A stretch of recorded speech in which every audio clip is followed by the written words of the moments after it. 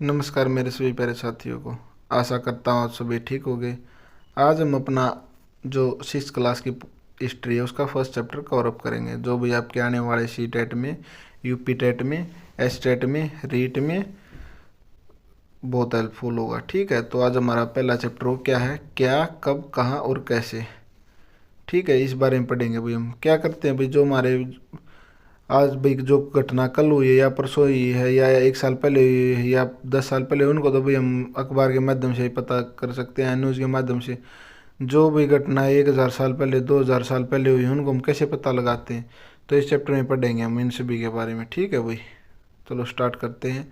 कैसे पता लगाएं, यह जानने के लिए कि कल क्या हुआ था, तुम रेडियो सुन सकते हो, टेलीविज़न देख सकते हो या अखबार पढ़ सकते हो। साथ ही यह जानने के लिए कि पिछले साल क्या हुआ था, तुम किसी ऐसे व्यक्ति से बात कर सकते हो जिसे उस समय की स्मृति हो, मतलब उनको उस समय तक का याद हो। लेकिन बहुत पहले क्या हुआ था कैसे जान सकते हैं। अब पता लगा भाई हम कैसे जान सकते हैं। अतीत के बारे में हम क्या जान सकते हैं। अतीत के बारे में बहुत कुछ जाना जा सकता है, जैसे लोग क्या खाते थे, कैसे कपड़े पहनते थे, किस तरह घरों में रहते थे। हमें हम आखेटो शिकारियों, भाई ये क्वेश्चन पूछ लिया जाता, बहुत इंपॉर्टेंट है। भाई आखेटक क्या होते हैं, आखेटकों को शिकारियों कहा जाता है। ठीक है, जो शिकार करते हैं। हम आखेटकों, पशुपालकों, कृषकों, शासकों, व्यापारियों, पुरोहितों, शिल्पकारों, कलाकारों, संगीतकारों या फिर वैज्ञानिकों के जीवन के बारे में जानकारी हासिल कर सकते हैं। यही नहीं, हम यह भी पता कर सकते हैं कि उस समय बच्चे कौन से खेल खेलते थे, कौन सी कहानियाँ सुना करते थे, कौन से नाटक देखा करते थे या फिर कौन से गीत गाते थे। चलो भाई, लोग कहाँ रहते थे। भाई जो अपनी नर्मदा नदी है उसके पास रहते थे। नदी, आप तो आप इसके नीचे जो आपको मानचित्र 1 में दिखाया गया है कि नर्मदा नदी कहाँ है। नर्मदा नदी, कई लाख वर्ष पहले से लोग इस नदी के तट पर रह रहे थे, कई लाख वर्षों से पहले। ठीक है, तो आप सोच सकते हो कितनी पहले से। यहाँ रहने वाले आरंभिक लोगों में से कुछ कुशल संग्राहक थे जो आसपास के जंगलों की विशाल संपदा से परिचित थे। अपने भोजन के लिए वे जड़ों, भाई ये पूछा जाता वो क्या क्या खाते थे। वो अपने भोजन के लिए जड़ों, फलों तथा जंगल के अन्य उत्पादकों का यहीं से संग्रह किया करते थे, मतलब यहीं से लेते थे। वे जानवरों का आखेट भी करते थे, मतलब शिकार करते थे।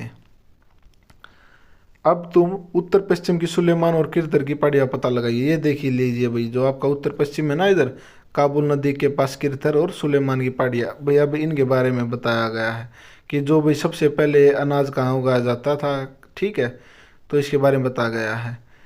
इसी एक क्षेत्र में कुछ ऐसे स्थान है जहाँ लगभग 8000 वर्ष पूर्व क्षत्रिय पुरुषों ने सबसे पहले गेहूं तथा जौ जैसी फसलों को उपजाना शुरू आरंभ किया था। मतलब कहाँ, सुलेमान और किरदर में। भाई कितने साल पहले, 8 साल पहले। और किसको, गेहूं और जौ को। उन्होंने भेड़, बकरी और गाय, बैल जैसे पशुओं को पालतू बनाना शुरू कर दिया था। ये लोग गांव में रहते थे। उत्तर पूर्व में गारो तथा मध्य भारत में विंध्य पहाड़ियों का पता लगाई। ये कुछ अन्य ऐसे क्षेत्र थे जहाँ कृषि का विकास हुआ, जहाँ सबसे पहले चावल उपजाया गया। वे स्थान विंध्य के उत्तर में है। तो आप इस मैप को देख लीजिए एक बार, जो अपने सेंटर में है विंध्य पहाड़ियाँ, इसके जो इन्होंने दे रखा उत्तर में स्थित है, वहाँ पे चावल उपजाया गया था। ठीक है, एक बार आप पूरे इस मैप को स्टडी कर लीजिए। अपने भाई लेफ्ट साइड में क्या है, काबुल नदी, सुलेमान किरदर पहाड़ियाँ, सिंधु नदी। सिंधु नदी के बारे में हम आगे पढ़ेंगे। इसकी भाई कौन कौन सी सहायक नदियाँ हैं, झेलम नदी, चेनाब, रावी, सतलुज, व्यास। ठीक है, फिर उसके बाद आती है हमारी यमुना नदी, गंगा नदी। ऊपर से आती है ब्रह्मपुत्र। जो आपके राइट साइड में वो क्या है भाई, ब्रह्मपुत्र नदी आती है ये, और गारो की पहाड़ियाँ हैं। गंगा नदी और ब्रह्मपुत्र नदी यहाँ नीचे आके बंगाली खाड़ी में गिरती हैं। ठीक है भाई, उसके बाद क्या आती है जो इसकी सहायक नदियाँ, सोन नदी, चंबल नदी गंगा की। फिर इसके बाद आती है हमारी विंध्य की पहाड़ियाँ, उसके साथ है सतपुड़ा की पहाड़ियाँ। नर्मदा और ताप्ती नदी इन्हीं से होकर बहती हैं। भाई ये इंपॉर्टेंट क्वेश्चन आपसे ये पूछ लिया जाता है, जो बाकी की नदियाँ वो तो बहती हैं भाई पश्चिम से पूर्व की ओर। भाई ये जो नर्मदा और ताप्ती जो नदी हैं, ये दो ऐसी नदी हैं जो पूर्व से पश्चिम की ओर बहती हैं। ये अरब सागर में गिरती हैं, और बाकी की हैं जो वो बंगाल की खाड़ी की साइड गिरती हैं। और जो ये दो नदियाँ ये हैं, ये आपके अरब सागर में गिरती हैं। ठीक है, इसके बाद आपके नीचे गोदावरी, फिर है दक्कन कृष्णा नदी, फिर है तकबुंदरा नदी, फिर है पेन्नार नदी, पूर्वी घाटी है, इधर कावेरी नदी है। ठीक है, तो अभी इनके बारे में अभी हम आगे पढ़ेंगे। इनका सभी का डिस्क्रिप्शन इन्होंने दिया हुआ है। मानचित्र पर सिंधु तथा इसकी सहायक नदियों का पता लगाने का प्रयास किया। हम पढ़ चुके हैं, जो भाई ऊपर है लेफ्ट साइड में, ये ऊपर दिख रहा है भाई आपको, सिंधु नदी की सहायक नदियाँ कौन सी? झेलम, चेनाब नदी, रावी नदी, सतलुज नदी और व्यास नदी। अब इसके बारे में पढ़ेंगे भाई यहाँ पर कैसे लोग रहते थे। जो एक बड़ी नदी में मिल जाती है, लगभग 2700 वर्ष पूर्व इन्हीं नदियों के किनारे कुछ आरंभिक नगर फले फूले। गंगा व इसकी सहायक नदियों के किनारे तथा समुद्र तटवर्ती इलाकों में नगरों का विकास लगभग 2500 वर्ष पूर्व हुआ। तो पहले कहाँ पे हुआ? सिंधु नदी के भाई। उसके बाद कहाँ हुआ? आपकी जो गंगा है, इन नदियों के किनारे, ठीक है। गंगा तथा इसकी सहायक नदी सोन का पता लगाइए। गंगा के दक्षिण में इन नदियों के आसपास का क्षेत्र प्राचीन काल में मगध, वर्तमान बिहार में के नाम से जाना जाता है, ठीक है। और पहले क्या क्या बोलते थे उसको? मगध, बिहार। इसके शासक बहुत शक्तिशाली थे और उन्होंने एक विशाल राज्य स्थापित किया। देश के अन्य हिस्सों में भी ऐसे राज्य हैं, राज्यों की स्थापना हुई। ये जो 5 राज्य थे उनके बारे में हम आगे बढ़ेंगे भाई, उनके क्या क्या नाम थे और उनमें सबसे बड़ा कौन था, ठीक है। लोगों ने सदैव उपमहाद्वीप के एक हिस्से से दूसरे हिस्से तक यात्रा की। कभी कभी हिमालय जैसे ऊंचे पर्वतों, पहाड़ों, रेगिस्तानों, नदियों तथा समुद्र के कारण यात्रा जोखिम भरी होती थी। फिर भी ये यात्रा उनके लिए असंभव नहीं थी। भाई लोग क्या करते थे? पहले काम की तलाश में जाते थे भाई, या कोई अच्छी जगह ढूंढने के लिए जाते थे, या कुछ खाना वगैरह ढूंढने के लिए जाते थे, ठीक है। अतः कभी लोग काम की तलाश में, तो कभी प्राकृतिक आपदाओं के कारण एक स्थान से दूसरे स्थान जाया करते थे भाई। कभी प्राकृतिक आपदाओं के कारण भाई कहीं पे बाढ़ आ गई तो उन्होंने वो स्थान छोड़ दिया, ठीक है। कभी कभी सेनाएं दूसरे क्षेत्रों पर विजय हासिल करने के लिए जाती थी। इसके अतिरिक्त व्यापारी कभी काफिलों में तो कभी जहाजों में अपने साथ मूल्यवान वस्तुएं लेकर एक स्थान से दूसरे स्थान जाते रहते थे, ठीक है। धार्मिक गुरु लोगों को शिक्षा और सलाह देते हुए एक गांव से दूसरे गांव, एक कस्बे से दूसरे कस्बे जाया करते थे। जो धार्मिक गुरु होते थे ना उस टाइम पे भाई, कोई बौद्ध धर्म से है भाई, कोई जैन धर्म से, वो क्या करते थे?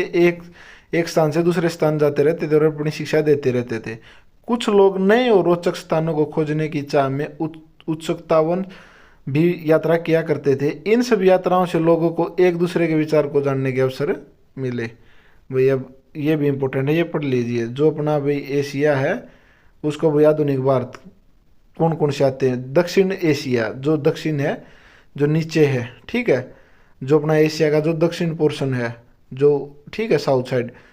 आधुनिक भारत आता, उसमें पाकिस्तान आता, बांग्लादेश, नेपाल, भूटान और श्रीलंका और अफगानिस्तान, ईरान, चीन तथा म्यांमार आदि पड़ोसी देशों को दर्शाता है। दक्षिण एशिया एक महाद्वीप से छोटा लेकिन विशालता तथा बाकी एशिया से समुद्रों, पहाड़ों तथा पर्वतों में बटे होने के कारण इसे पराय उपमहाद्वीप कहा जाता है। यही पूछा जाता है, जो आपका दक्षिण एशिया उसको क्या कहा जाता है? पराय उपमहाद्वीप भी कहा जाता है। और इसमें कौन कौन आते हैं वो हमने ऊपर पढ़ लिए, ठीक है। आज लोग यात्रा क्यों करते हैं? एक बार फिर से मानचित्र एक को देखिए। पहाड़, पर्वत और समुद्र इस उपमहाद्वीप की प्राकृतिक सीमाओं का निर्माण करती हैं। हालांकि लोगों के लिए इन सीमाओं को पार करना आसान नहीं था। जिन्होंने ऐसा चाहा वे ऐसा कर सके। वे पर्वतों की ऊंचाई को छू सके तथा गहरे समुद्रों को पार कर सके। उपमहाद्वीप के बाहर से भी कुछ लोग यहाँ आए और यहीं बस गए। लोगों के इस आवागमन ने हमारी प्राकृतिक परंपराओं को समृद्ध किया। कई सौ वर्षों के से लोग पत्थर को तराशने, संगीत रचने और यहाँ तक कि भोजन बनाने के नए तरीकों के बारे में एक दूसरे के विचारों को अपनाते रहते हैं। क्या करते थे भाई? पहले लोग कहीं पे भाई, पहले वो खेती करते थे या कुछ करते थे, वहाँ की अगर मिट्टी उपजाऊ नहीं तो वो और किसी स्थान पर चले जाते थे। तो वहाँ पे जा क्या करते, वो कुछ अपनी परंपरा को रखते थे और कुछ उनकी को अपना लेते थे, ठीक है। इसलिए उनको कुछ नया सीखने को भी मिल जाता था। देश के नाम, भाई जो भारत है उसका नाम कैसे पड़ा? अपने देश के लिए हम प्राय इंडिया तथा भारत जैसे नामों का प्रयोग करते हैं। इंडिया शब्द इंडस से निकला है, जिसे संस्कृत में सिंधु कहा जाता है। कि क्या बोला जाता है इसको? सिंधु। अपने एटलस में ईरान और यूनान का पता लगाइए, जो भाई उत्तर पूर्व पश्चिम साइड में है, उधर जो पहले पाकिस्तान फिर अफगानिस्तान उस साइड में। लगभग 2500 वर्ष पूर्व उत्तर पश्चिम की ओर से आने वाले ईरानी और यूनानी, कहाँ से भाई? उत्तर पश्चिम की ओर से आने वाले ईरानी और यूनानी ने सिंधु को हिंदोस अथवा इंदोस और इस नदी के पूर्व में स्थित, जो इसके पूर्व में स्थित है, जो राइट साइड में स्थित है, भूमि प्रदेश को इंडिया कहा। भरत नाम का प्रयोग भरत नाम का प्रयोग किसके लिए? उत्तर पश्चिम में रहने वाले लोगों के एक समूह के लिए भरत नाम का प्रयोग किया। इस समूह का उल्लेख संस्कृत के आरंभिक कृत ऋग्वेद में भी मिलता है, ठीक है, जो लगभग कितना पुराना, 3500 वर्ष पुरानी है। बाद में इसका प्रयोग देश के लिए होने लगा। पहले किसके लिए हुआ था भाई? जो उत्तर पश्चिम में एक समूह रहता था उनके लिए, ठीक है। अब ये बताया गया कि पांडुलिपि किस पे लिखी जाती है और कैसे लिखी जाती है। ताड़ से पत्तों पर और जो बुरुज पेड़ है ना उनकी छाल पे लिखी जाती है, ठीक है। यह पांडुलिपि लगभग 1000 वर्ष पहले लिखी गई थी। किताब बनाने के लिए ताड़ के पत्तों को काटकर उनके अलग अलग हिस्से को एक साथ बांध दिया जाता है। बुरुज पेड़ की छाल से बनी ऐसी ही एक पांडुलिपि को तुम यहाँ देख सकते हो, जो नीचे ये बुरुज पेड़ की छाल पे लिखी हुई है भाई, ठीक है। पहले इन्हीं पे लोग लिखते थे। अब आता अतीत के बारे में कैसे जाने। अतीत की जानकारी हम कई तरह से प्राप्त कर सकते हैं। इनमें से एक तरीका अतीत में लिखी गई पुस्तकों को ढूंढना और पढ़ना है। भाई उस टाइम पे कोई पुस्तक लिखी हो उसको पढ़ना। ये पुस्तकें हाथ से लिखी होने के कारण पांडुलिपि कही जाती हैं। जो हाथ से लिखते हैं उसको क्या बोलते हैं? पांडुलिपि। और जो अंग्रेजी में पांडुलिपि है उसको क्या बोलते हैं? मैन्युस्क्रिप्ट शब्द और लेटिन शब्द मेनू, जिसका अर्थ हाथ से है लिखना, वही इसको मैन्युस्क्रिप्ट बोलते हैं। और जिसका मेन्यू है उसका शब्द क्या है? हाथ से लिखना, ठीक है। ये पांडुलिपियां प्राय ताम्रपत्रों अथवा हिमालय क्षेत्र में उगने वाले बुरुज नामक पेड़ की छाल से विशेष तरीके से तैयार भोजपत्र पर लिखी जाती थी, ठीक है। कौन कौन से हो गए भैया आपके? ताम्रपत्रों अथवा हिमालय से जो में उगते थे बुरुज नाम के पेड़, उनसे, ठीक है। अब आगे चलते। इतने वर्षों में इनमें से कई पांडुलिपियों को कीड़ों ने खा लिया तथा कुछ नष्ट कर दी गई। फिर भी ऐसी कई पांडुलिपियां आज भी उपलब्ध हैं। प्राय ये पांडुलिपियां मंदिरों और विहारों में प्राप्त होती है। पूछा जाता भी पांडुलिपियां कहाँ पाती है? कई बार बच्चे क्या क्वेश्चन लगा देते हैं, लाइब्रेरियों में या कहीं ऐसे स्थानों में, ठीक है। तो ये कहाँ पे मिलते हैं? मंदिरों और विहारों में, ठीक है। इन पुस्तकों में धार्मिक मान्यताओं व व्यापारियों, राजाओं के जीवन, औषधियों तथा विज्ञान आदि सभी प्रकार के विषयों की चर्चा मिलती है। इसके अतिरिक्त हमारे यहाँ महाकाव्य, कविताएं तथा नाटक भी हैं। इनमें से कई संस्कृत में लिखी हुई मिलती हैं, जबकि अन्य प्राकृतिक और तमिल में प्राकृतिक भाषा का उपयोग आम लोग करते थे। हम अभिलेखों का भी अध्ययन कर सकते हैं। ऐसे लेख पत्थर अथवा धातु जैसी अपेक्षाकृत कठोर स्तर पर उत्तीर्ण किए जाते हैं। भाई उसमें क्या होता है? किसी राजा के बारे में, उसकी अच्छाई या बुराई या जो उसने कार्य करे उनके बारे में लिखना। किस पे? किसी कठोर स्तर पर, उसको क्या बोलते हैं? अभिलेख। कभी कभी शासक अथवा अन्य लोग अपने आदेश को इस तरह उत्तीर्ण करवाते थे ताकि लोग उन्हें देख सके, पढ़ सके तथा उनका पालन कर सके। कुछ अन्य प्रकार के अभिलेख भी मिलते हैं जिनमें राजाओं तथा रानी सहित अन्य क्षत्रिय पुरुषों ने भी अपने कार्यों के विवरण उत्तीर्ण करवाए। उदाहरण के लिए प्राय शासक लड़ाइयों में अर्जित विजयों का लेखा जोखा रखा करते थे। अब भाई साथ में एक अभिलेख लिखा हुआ है, इसके बारे में बताया कि भाई किसने लिखवाया था। लगभग 2250 वर्ष पुराना यह अभिलेख वर्तमान अफगानिस्तान के कांधार से प्राप्त हुआ है।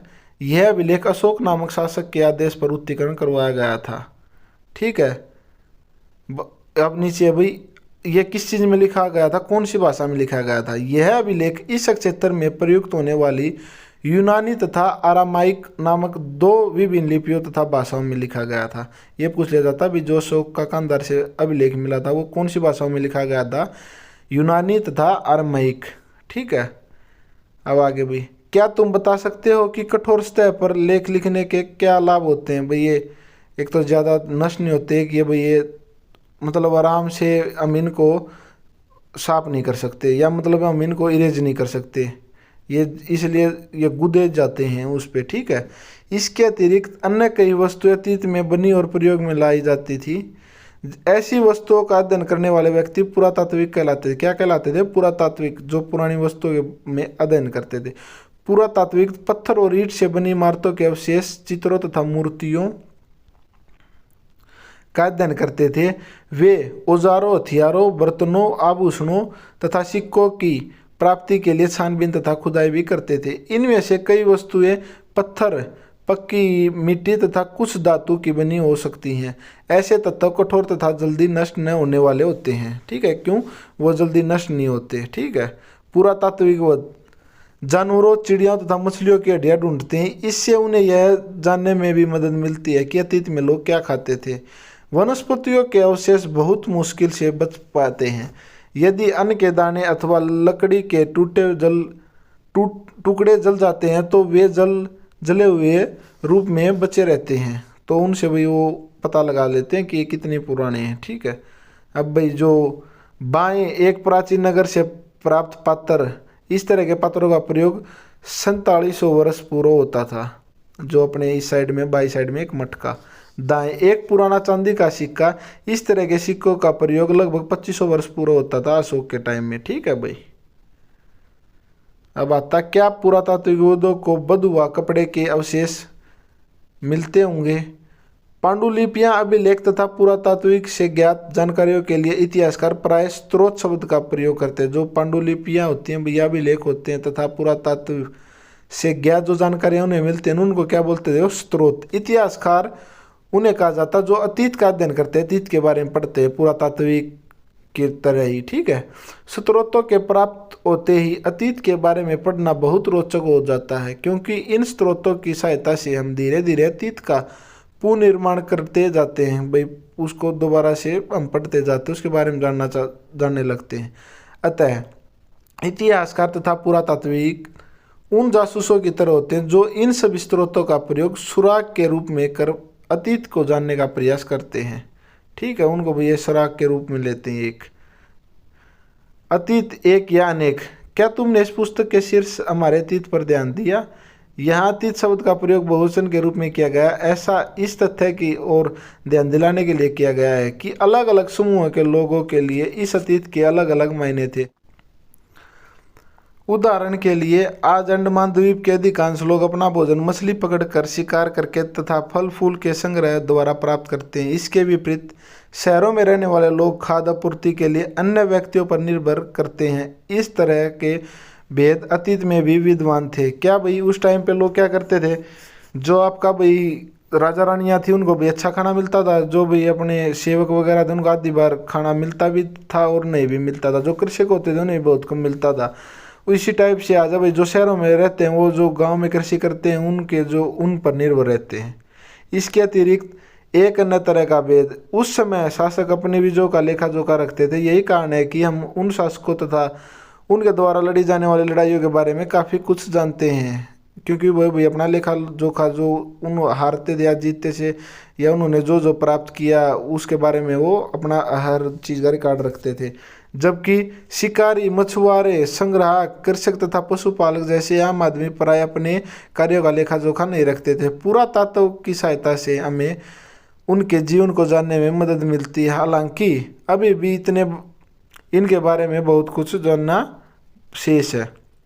तिथियों का मतलब, अगर कोई तुमसे तिथि की विषय में पूछे तो तुम शायद उस दिन की तारीख, माह, वर्ष जैसे कि 2000 या इसी तरह का कोई और वर्ष बताएंगे। ये इम्पोर्टेंट है भाई। वर्ष की यह गणना ईसाई धर्म प्रवर्तक ईसा मसीह के जन्म की तिथि से की जाती है भाई। तो अतः 2000 वर्ष कहने का तात्पर्य है ईसा मसीह के जन्म के 2000 वर्ष के बाद। ठीक है। ईसा मसीह के जन्म के पूर्व की सभी तिथियों को ईसा पूर्व बोलते हैं, ईसा से पहले रूप में जाने जाते हैं। इस पुस्तक में हम 2000 को अपना आरंभिक बिंदु मानते हुए वर्तमान से पूर्व की तिथियों का उल्लेख करते हैं। जो भी बाद में होंगे उनको ईसा पूर्व बोलते हैं हम। ठीक है, इसके जन्म से पहले। और 2000 को अपना आरंभिक बिंदु मान के चलते हैं इसमें। ठीक है। अंग्रेजी में BC, हिंदी में ईसा पूर्व, ठीक है, का तात्पर्य बिफोर क्राइस्ट ईसा पूर्व होता है। बिफोर क्राइस्ट को क्या बोलते हैं हम? ईसा पूर्व। कभी कभी तुम तिथियों से पहले AD, हिंदी में ईस्वी लिखा पाती हो। यह एनो डामिनी नामक 2 लैटिन शब्दों से बना है तथा इसका तात्पर्य ईसा मसीह के जन्म के पूर्व से है। पूर्व मतलब पहले से। कभी कभी AD की जगह CE तथा BC की जगह BCE का प्रयोग होता है। CE अक्षरों का प्रयोग कॉमन एरा तथा BCE का बिफोर कॉमन एरा के लिए होता है। बिफोर मतलब बाद में। हम इन शब्दों का प्रयोग इसलिए करते हैं क्योंकि विश्व के अधिकांश देशों में अब इस कैलेंडर का प्रयोग सामान्य हो गया है। भारत में तिथियों के इस रूप का प्रयोग लगभग 200 वर्ष पूर्व आरंभ हुआ था। कभी कभी अंग्रेजी के BC अक्षरों का प्रयोग होता है जिसका तात्पर्य बिफोर क्राइस्ट वर्तमान से पहले है। भाई मेन तो इसमें ये पूछ लिया जाता है जो भाई ये ऊपर था अपना किससे गणना करते ईसा मसीह पूर्व के, और ये कब था 2000 से। ठीक है, ये इंपॉर्टेंट है भाई।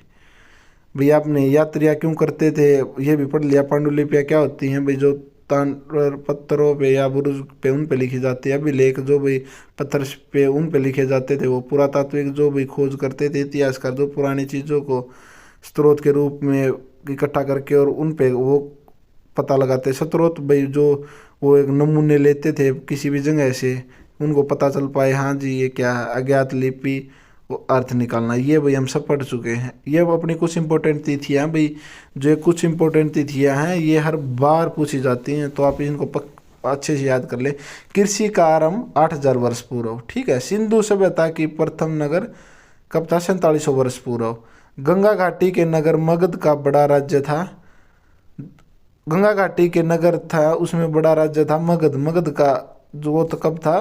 2500 वर्ष पूर्व।